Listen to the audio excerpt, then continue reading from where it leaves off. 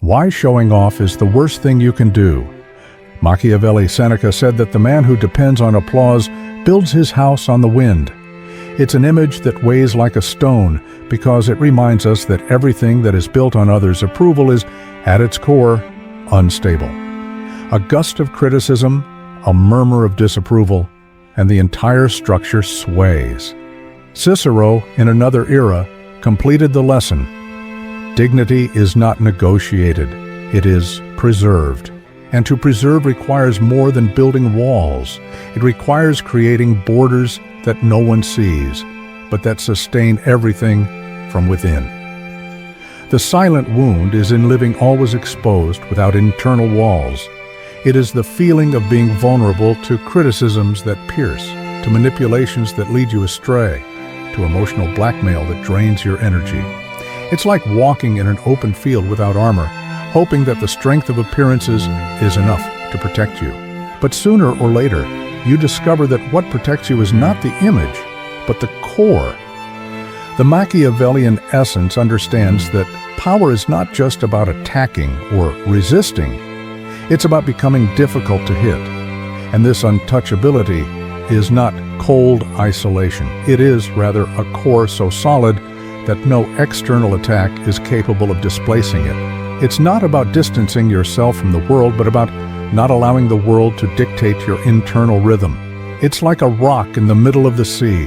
The waves hit, foam, roar, but they do not move it. To be untouchable is to be in the game without being swept away by the game. It is to walk in the same places, talk to the same people, face the same storms, but with a posture that does not bend. It is not allowing the gaze of approval or disapproval to become your compass. It is to build in silence a foundation so deep that no one can reach it to knock it down. And perhaps, in the end, the most impenetrable wall is the one no one realizes exists, not made of stone but of principles, not sustained by shouts but by silence, not built to push away but to keep the flame lit, intact, that illuminates even when the wind blows the strongest. Shield the mind before shielding the image. There are those who believe that it is enough to seem strong to be protected. It is the illusion of the shiny armor, which impresses from a distance but falls apart at the first real impact. The shine intimidates, but it doesn't sustain. It's like a castle of stone that is impeccable on the outside, but whose foundation, hidden from view, rots in silence. When the ground gives way, the size of the walls doesn't matter. Everything collapses. Seneca understood that the real fortress is built in the mind, not in the walls. And this internal construction is not visible. It is not displayed. It happens in the thoughts we choose to cultivate, in the beliefs we decide to feed, and in the narratives we tell ourselves when no one is looking. It is the daily work of removing the rust of insecurities, of reinforcing the beams of discipline, and of sealing the cracks through which fear usually enters. To shield the mind is to learn to filter before reacting. It is to create space between what happens and what we decide to do with it. It is the ability to receive a verbal attack and not allow it to become an internal wound. It is the silent training that transforms emotional vulnerability into clarity of action. He who builds this way does not fear storms because he knows that the gale only hits the surface. The image, however impeccable it may be, is always a facade. The mind, when firm, is a foundation. And solid foundations support not only the weight of the present, but also that of future choices. The man who understands this does not waste energy trying to seem invincible.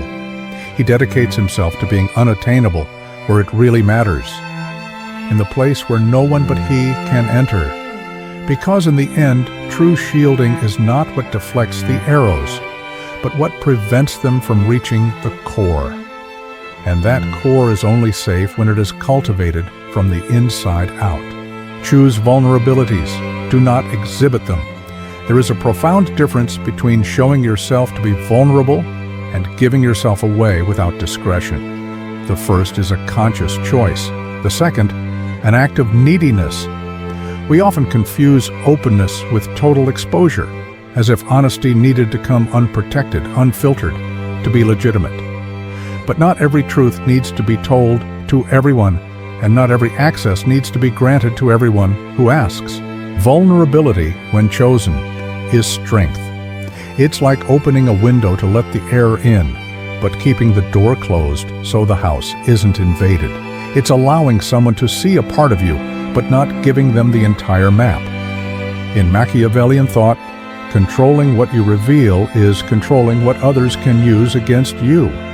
Information is power, and power, when dispersed, weakens. The mistake is in exhibiting fragilities on impulse, like someone seeking immediate relief. In these moments, we reveal ourselves not out of strategy, but out of fear of being forgotten or ignored. It is a giving that does not strengthen. On the contrary, it opens up loopholes for criticism, manipulation, and judgment to enter with greater force. To choose vulnerabilities is to understand that intimacy is not about the quantity of shared information, but about the quality and the right time to share it. It is deciding who will have access to the most delicate parts of your story, and under what circumstances. It is holding onto certain pains in silence and others for people who have proven through time and loyalty that they deserve to hear them. The man who masters this choice does not become cold or inaccessible. He becomes selective. And this selectivity does not build barriers that push people away, but solid bridges that connect only those who know how to cross them with respect.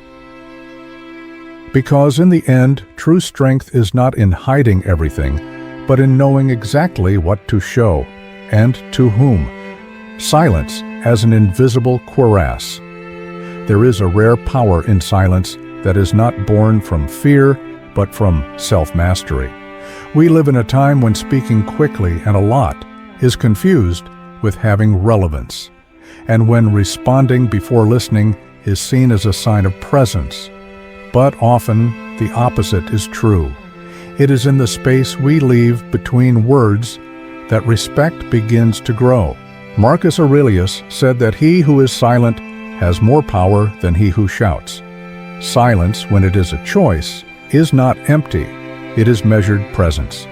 It protects like an invisible cuirass, allowing the mind to observe before acting, and the heart to perceive before reacting.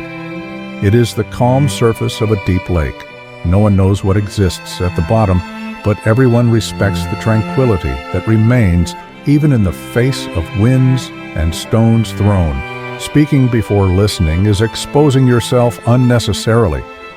It is allowing momentary emotions to guide words that later become chains. Silence, on the other hand, creates space for thought to align with intention. It allows speech, when it comes, to have the weight of one who does not waste his voice on small battles. There are those who confuse this restraint with weakness. However, strategic silence is the mark of one who does not need to compete for attention. It is the security of knowing that your presence has already been noticed even before a single word is said. In the field of influence, it is a weapon that is not seen, but is felt.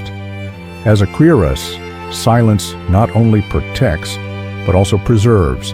It keeps inside what is not yet ready to be exposed and prevents external attacks from reaching the core. And when you decide to break it, each word passes through the air with the precision of an arrow that knows exactly where it needs to go. Learn to withdraw before they try to pull you out. There is a subtle but decisive moment when staying begins to cost more than leaving. Many ignore this point, insisting on games that have already lost their meaning, remaining in places that no longer offer anything but wear and tear. To stay out of habit, pride, or fear is to offer the other person the chance to decide your destiny.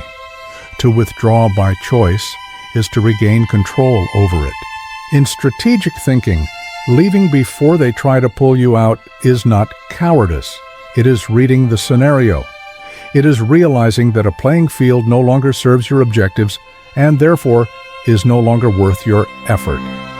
It is the calculated withdrawal of the general who does not waste troops on battles that cannot be won, or that, even if won, would bring little gain. To be forced away is to be pushed. To move away by choice is to open the door and leave with your dignity intact. This decision requires clarity and courage, as it involves letting go of something that, no matter how exhausting it may be, still offers the familiarity of the known. It is exchanging apparent security for a new space where you will not be a hostage to rules you did not define. The mental exercise is to identify today an environment, a relationship, or a habit that has already turned into a minefield. Observe not only what it offers, but the silent cost it demands. Often, a strategic withdrawal is the only move capable of preserving energy, focus, and integrity. He who masters this skill lives with lightness, not because he avoids all conflicts, but because he knows that some do not deserve the fight. And by withdrawing at the right time, he does not let anyone decide the time of his departure for him, because leaving, in this case, is always an act of power, the crown that no one can take. Seneca said that freedom is not depending on what we do not control. This is the essence of true untouchability, building a value that cannot be negotiated, threatened, or taken away by external hands. When what sustains your dignity is not made of applause, possessions, or approvals, there is no force capable of tearing it away from you. Cicero, with the clarity that spans centuries, affirmed that the greatest triumph is to remain master of oneself. It is this internal possession that transforms someone into a fortress. It doesn't matter what is lost along the way: status, relationships, opportunities. If the core remains intact, nothing has really been taken. This is the crown that no one can take, the sovereignty over one's own axis. Untouchability is not isolation. It is not living apart from everything and everyone. It is autonomy. It is being in the world with openness to connect, but with roots deep enough not to be swept away. It is knowing that what you offer is the result of choice and not of necessity. And it is precisely this freedom that attracts respect, even from those who disagree with you. If everything were taken from you today, what would still remain untouched in you? This question, more than a reflection, is a silent test. Because if the answer is something that depends on another, then there is still work to be done. But if the answer is born from what you have built within, then there is already an invisible crown upon your head.